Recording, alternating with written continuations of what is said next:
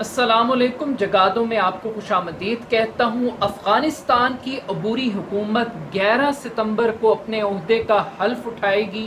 مگر عبوری حکومت کے قیام سے پہلے افغانستان کے مختلف شہروں میں خواتین اور سول سوسائٹی کے نمائندے مسلسل طالبان کے خلاف احتجاج کر رہے ہیں۔ اس احتجاج کی بنیادی وجہ طالبان کی اس کمٹمنٹ سے انحراف ہے جس میں انٹرنیشنل کمیونٹی کے سامنے طالبان نے اس چیز کو انشور کیا تھا کہ وہ ایک ایسی جامع حکومت بنائیں گے جس میں نہ صرف خواتین کو نمائندگی حاصل ہوگی بلکہ افغانستان کے جو دیگر گروپس ہیں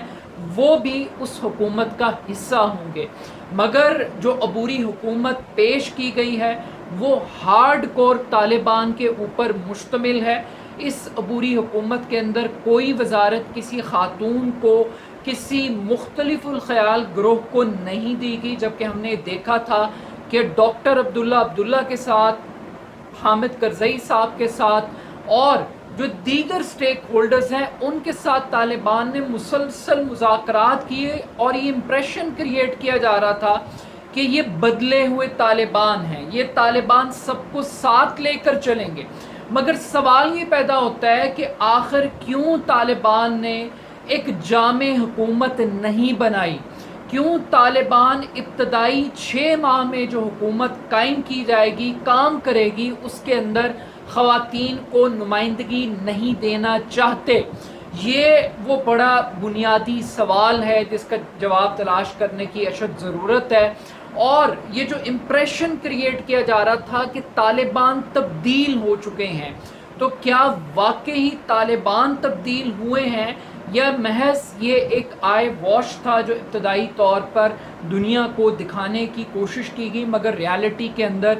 20 سال گزرنے کے باوجود طالبان کا سٹانس تبدیل نہیں ہوا؟ تو بنیادی وجہ کیا ہے؟ پہلی بنیادی وجہ طالبان کی جانب سے کسی بھی گروہ کو شامل نہ کرنے کی بڑی جو بنیادی وجہ ہے وہ یہ ہے کہ طالبان 2 طرح کے ہیں۔ ایک طالبان وہ ہیں جو ڈپلومیسی جانتے ہیں، جو ٹیبل ٹاک کی صلاحیت رکھتے ہیں، جو انٹرنیشنل میڈیا کو فیس کرنے کی صلاحیت رکھتے ہیں، جنہوں نے جو انٹرنیشنل ڈپلومیسی ہے اس کے پرنسپلز کو اڈاپٹ کر کے ٹیبل پر جنگ جیتی ہے۔ اور ایک دوسرا طالب ہے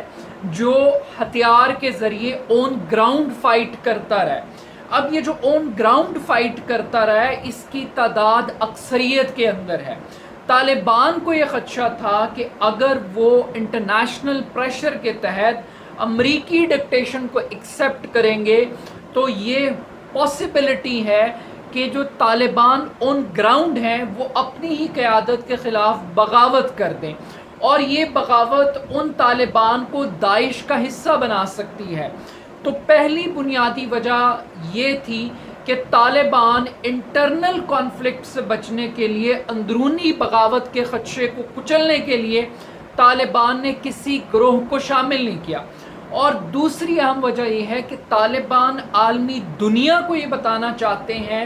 کہ وہ جو مغربی جمہوریت کا لیکچر ہے اس کو اڈاپٹ کرنے کے لیے تیار نہیں ہے۔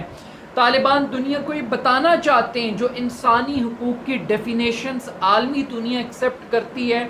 جس خواتین کی برابری کو عالمی دنیا اس ٹائم ترجیح دے رہی ہے، طالبان نے 20 سال جنگ نہ تو اس مغربی جمہوریت کے لیے لڑی ہے، نہ ان انسانی حقوق کے لیے لڑی ہے، اور نہ وہ خواتین کی اس امپاورمنٹ کے کانسیپٹ کے ساتھ چلنے کے لیے تیار ہیں جو انٹرنیشنل کمیونٹی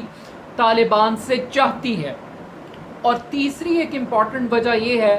کہ طالبان اس امپریشن کو بھی ختم کرنا چاہتے ہیں کہ وہ امریکہ کی یا یورپی یونین کی یا نیٹو ممالک کی جو انٹرفیرنس ہے، جو ڈکٹیشن ہے گورنمنٹ بنانے کے لیے، یا گورنمنٹ کا سٹرکچر کیا ہوگا، افغانستان کا کانسٹیٹیوشن کیسا ہوگا، کس طریقے سے گورنمنٹ کو رن کیا جائے گا، طالبان کسی بھی صورت اپنے آپ کو امریکن ایجنٹ پروف کرنے کے لیے تیار نہیں ہے۔ وہ دنیا کو یہ بتانا چاہتے ہیں کہ وہ کسی بھی طرح سے امریکہ کے ساتھ کوئی ڈیل کر کے نہیں آئے، وہ اپنی زور بازو کے اوپر، اپنی طاقت کے اوپر پوری دنیا کو شکست دے کر اقتدار میں آئے ہیں۔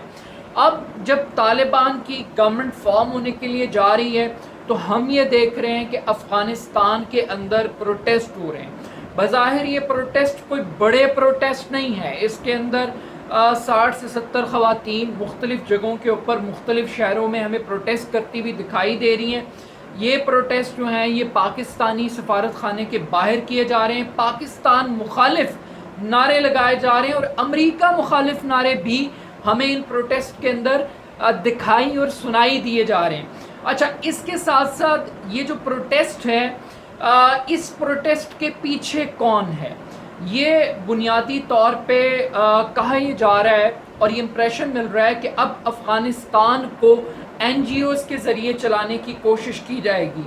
اور این جی اوز کے تحت انہی خواتین کو فنڈنگ دی جائے گی امریکہ کی جانب سے، اور اس قسم کی جو ویمن رائٹس کے ایشوز ہیں، جو انسانی حقوق کے نام پہ جو دکانیں امریکہ دنیا بھر کے اندر کھول کر بیٹھا ہوا ہے، وہ دکانیں اب افغانستان میں انہی خواتین کے تھرو چلائی جائیں گی، اور اس وقت طالبان کی جو برداشت ہے اس کا بھی ایک امتحان لیا جا رہا ہے۔ تو یہ بنیادی طور پہ این جی او سیکٹر کی خواتین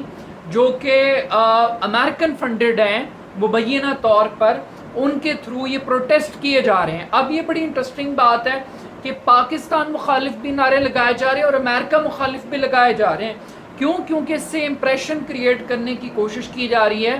کہ یہ ایک آزاد افغانستان کا مطالبہ کر رہی ہیں خواتین۔ یہ خواتین اقتدار کے اندر اپنا حصہ چاہتی ہیں، اور ان خواتین کو پاکستان کی اور امریکن پالیٹکس کا پارٹ نہیں بننا، یہ صرف اپنے افغانستان کی بات کر رہی ہیں، جبکہ ایسا نہیں ہے۔ کیوں؟ کیونکہ اب آپ یہ دیکھیے کہ ایک طرف تو یہ پروٹیسٹ ہو رہے ہیں، دوسری جانب ہم یہ دیکھ رہے ہیں کہ صحافیوں کو تشدد کیا جا رہا ہے۔ وہ صحافی جو اس قسم کے پروٹیسٹ کو دکھا رہے ہیں، اس کی کوریج کر رہے ہیں، افغان صحافی ہیں، ان کو مارا پیٹا جا رہا ہے۔ وہاں پر بھی انسانی حقوق کی وائلیشنز ہو رہی ہیں، انٹرنیشنل میڈیا اس بات کو بھی ہائی لائٹ کر رہا ہے۔ پلس اس کے ساتھ ساتھ جو خواتین کی کرکٹ ٹیم ہے اس کے اوپر بھی پابندی لگا دی گئی ہے طالبان کی جانب سے۔ یعنی طالبان کا جو کانسیپٹ ہے، جو شٹل کاک برقع سسٹم ہے، وہ ابھی اس اپروچ سے اور اس مینٹالٹی سے باہر نہیں نکلے،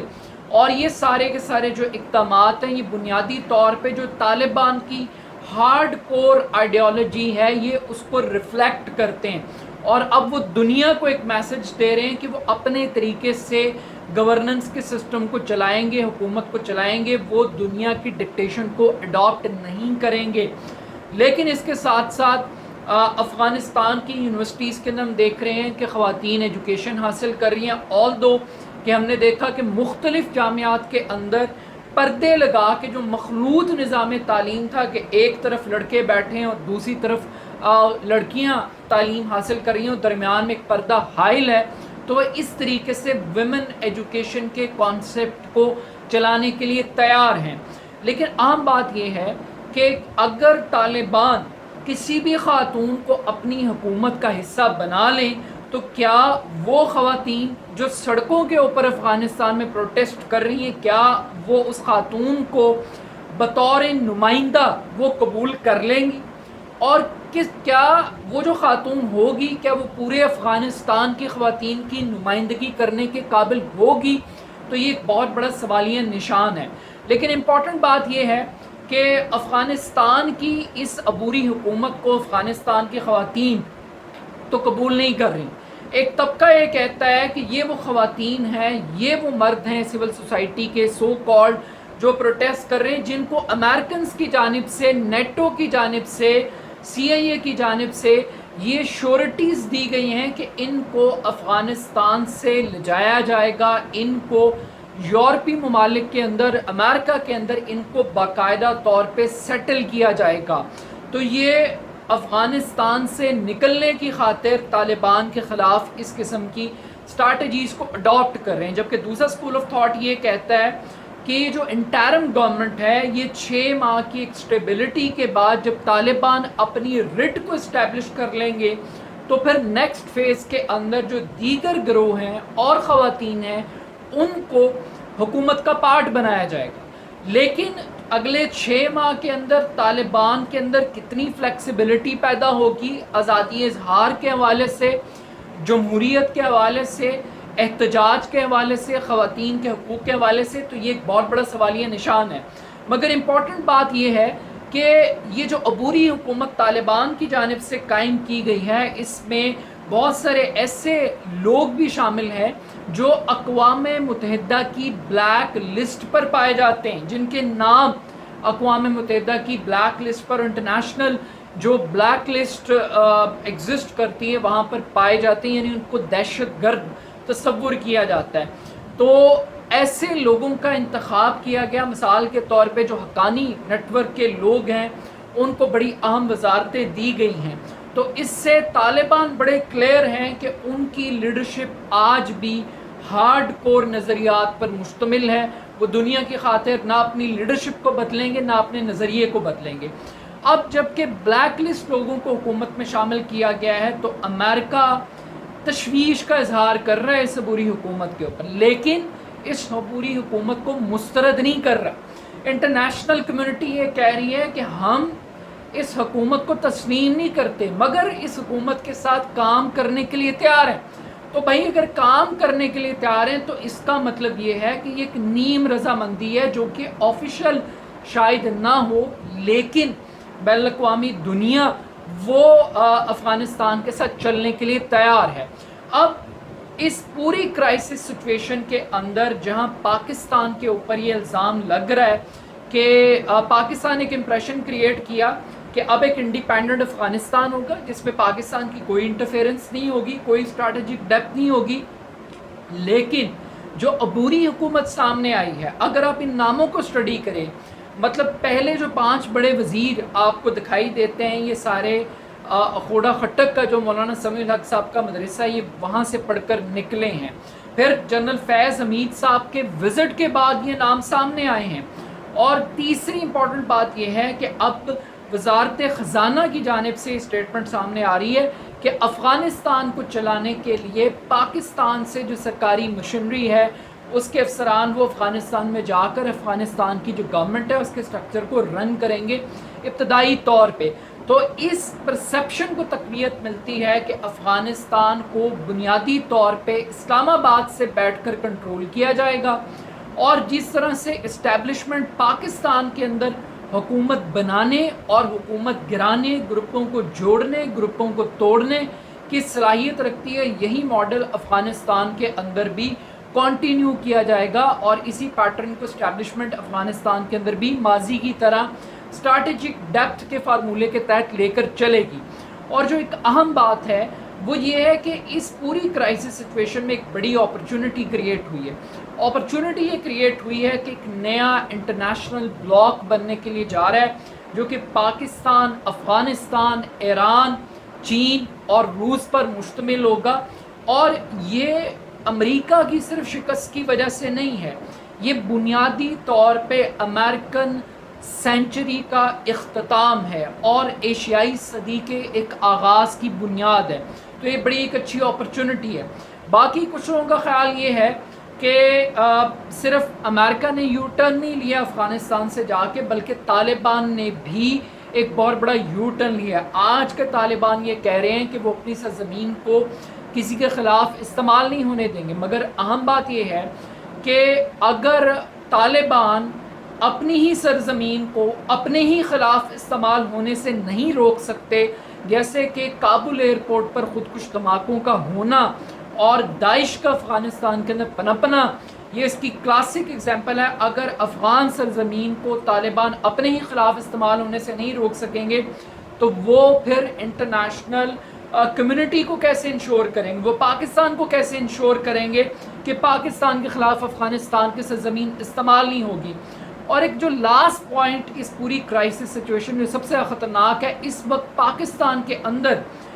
ایک پرسیپشن ڈیولپ کی جا رہی ہے کہ ہمیں بھی افغانستان کی طرز پر جو تحریک طالبان پاکستان ہے